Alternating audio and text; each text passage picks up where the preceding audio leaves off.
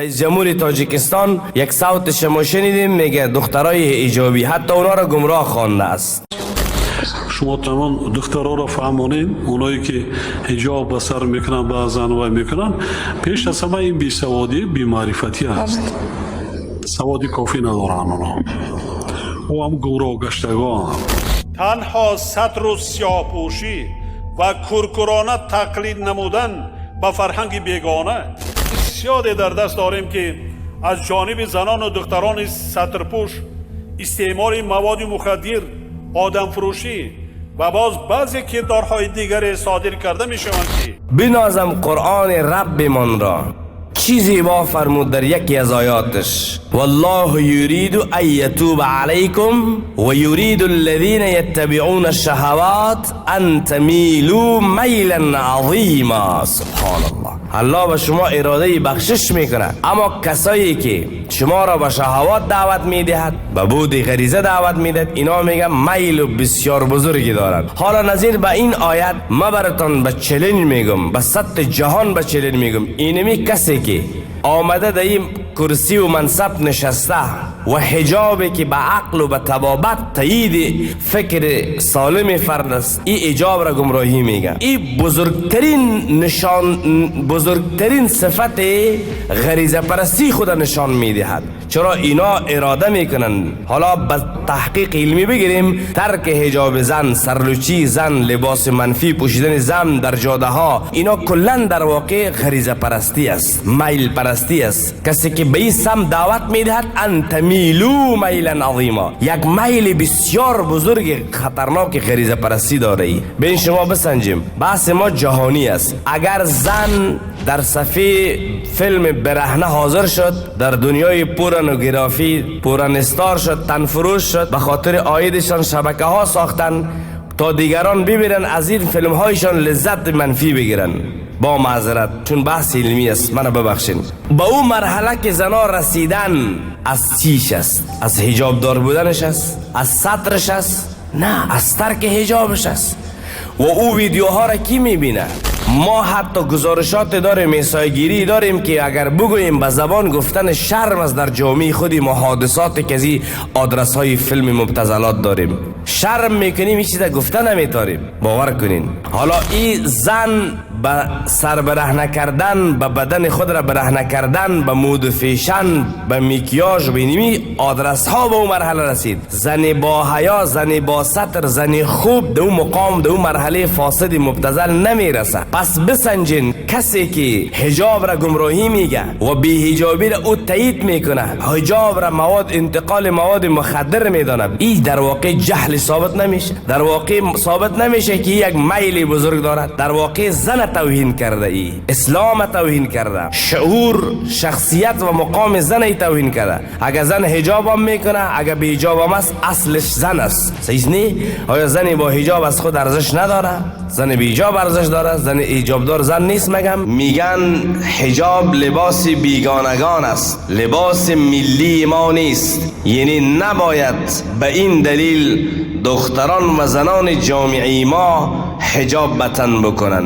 حجاب فرض الهی است، یک جزء از مقدسات شرع اسلام است، امر الله است، با آیات و احادیث ثابت شده یک عمل است. حجاب فرهنگ یک مردمی مشخص نیست، حجاب فرهنگ یک کشور و منطقه و جغرافیایی مشخص نیست، حجاب فرهنگ مردم عرب نیست، بل این که حجاب در شرایطش فرض الله است. ما حجاب را نمیتوانیم از تعریف یک زن که خودش انتخاب کرده است حجاب بگوییم، بل این که حجاب را از آدرس شریعت ما حجاب میگیم. و لباس ملی ما چیست؟ در واقع مخالف حجاب. لباس ملی ما چیست؟ در واقع مخالف شریعت. از این دیدگاه هر نوع لباسی که در هر منطقه و هر جغرافیه باشد و صفت حجابی در اون نباشد، اون لباس در جمله بی حجابی می رود. بس اینجاست. یعنی کسی که در صفحه عام بلند میشه و او حجاب را بد میگه، در واقع ببینین که اینها پشتیبان بی حجابی است. پشتیبان اونمو گردن لوچا اونمو لباس چسب اونمو نمایش اندامی است که دم روش نشسته و کف میزنه. در واقع قرآن به ما معرفی کرد اینا که شما را به این سمت دعوت میدهند و ما از کجا فهمیدیم که سمت شهوات است؟ به خاطر فهمیدیم که از طفل پرسان کو، از بزرگ پرسان کو، از انسان خوب بد پرسان کو، زن وقتی که حجابش دور شد، مود و فیشن و به اصطلاح مدل شد، در صفحات فیلم های مبتذل واقع میشه. زن خوب اوجه کس نمیاره و زن خوبم نمیره، زن حجابی روجه کس نمیاره، زن حجابی نمیره. پس از این خاطر به بیجابی کسی که دعوت میدهد این مربوط به شهوات و غرایز میشه. این کلا میل و غریزه است، نه علم، نه منطق، نه هوشیاری، نه بیداری، نه انسان خوب بودن. در واقع این میل پرست است. چرا قرآن به ما بیان کرد و این ما عقلا علمی ثابت کردیم. اینه چطور این دعوت به بیجابی میل شهوات است؟ به خاطر که زن در فیلم های مبتذل راه نیافت مگر ای که حجاب خود دور کرد، مگر ای که برهنه کرد بدن خود. وقتی ای دعوت میده به این سمت، در واقع ای باز بود شهوات است و ای در واقع به خاطر میل است، خودش خوش داره. حالا یک کسی در خانهش خوش داره ای تو دیکور بمانه، ای تو دیکور بمانه، یک کسی قسم، یک کسی قسم.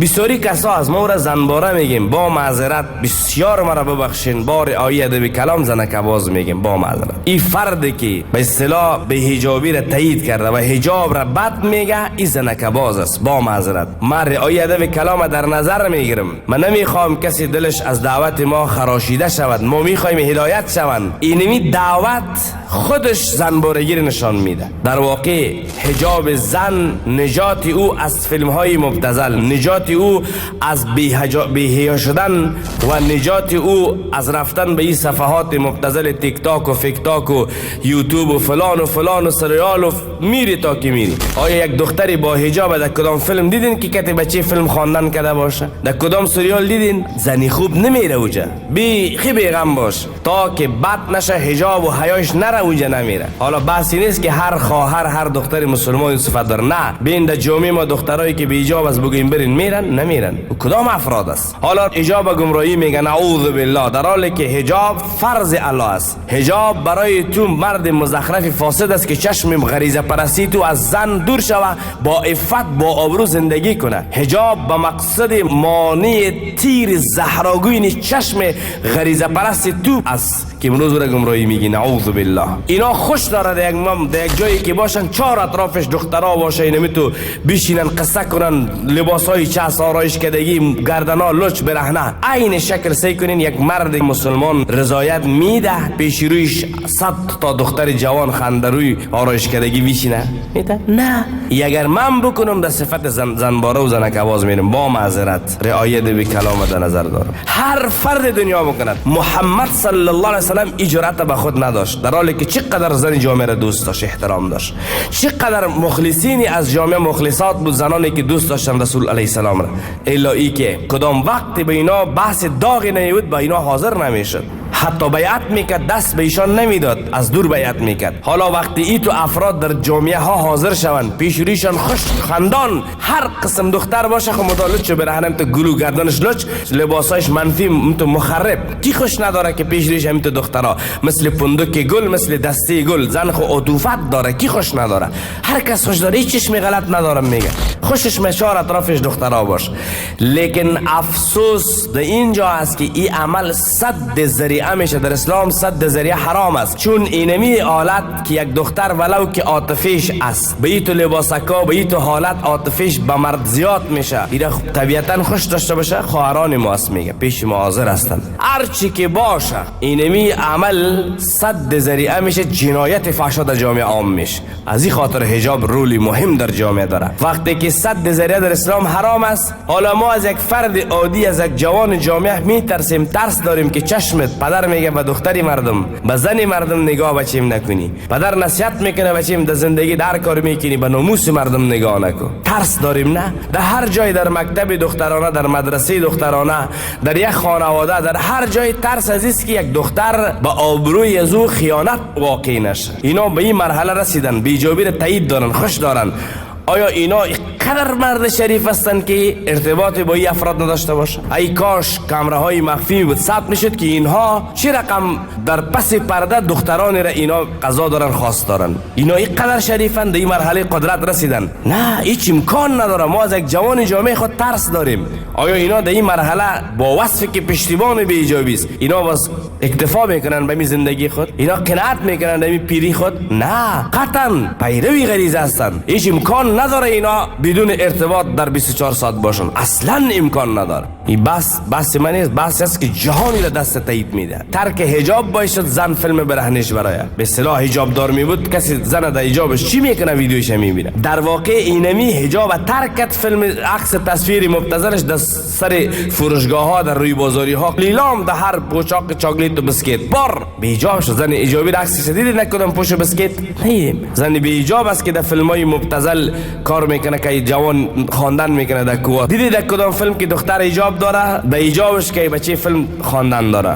دیدین شما؟ ما خود نیدیم. میگه وی دیوانه است که سور سعی کنه. من میگم نیکم فرد دیوانه است که پشت به حجابی میره. فرد هوشیار خود نمیره که حجاب کرده در فیلم کار کنه و حجاب اوجه نمیره. خب فرد هوشیار میدانه که زن وقتی بی حیا شد دف خواندن میکنه در صفحه ولی او عمل بی حجابیش است. حالا خواهرانی که خوب هستن دخترانی بهترن الله را دوست دارن نماز میخوانن نباید بینی فعلی که جنایت زن ثابت میکنه داخل شوند. هر قدر که تو دختر شریف باشی فعلت خراب است. بی حجابی گناه بزرگ است. ترکش کو. تو بی سلیقه‌ام نمیشی، بدم نمیشی، گرمم نمیشی، بی دولم نمیشی. هیچ. اما جالب دیست که خواهر میخواد زیباییش ببینه جوان بیرون، مرد بیرون ببینه تیم بده با والله و بالله و تعالی که دیگه هدف باشه. خفه میشه. چون ما انسان هستیم، ما میفهمیم. ما چادر در سر میکنم شیطان مرا میمونه میگه دور کو که جواناست مویت ببینه ابرویت ببینه چقدر زیباست ابرویت مرا میمونه نفس. خب گپ ساده نیست. خب هر صورت حالا ما در جامعه افراد داریم باور کنین قسم براتون یاد میکنم سایه زن ببینه پرواز میکنه گوش و موی چشمش وشت میشه. با او رئیس جمهور شب باز حجاب تایید میکنه. و رئیس جمهور شب باز میگه کسی که حجاب کرد جریمه میشه. نمیگه این گپ میگه نه این تو فرد هر چی شود در اون منصبش خواب و خیالش اینمی کار است. میگه می تو خوشگل بگردین در جامعه عطر زده پودر زده. این کی خوش نداره؟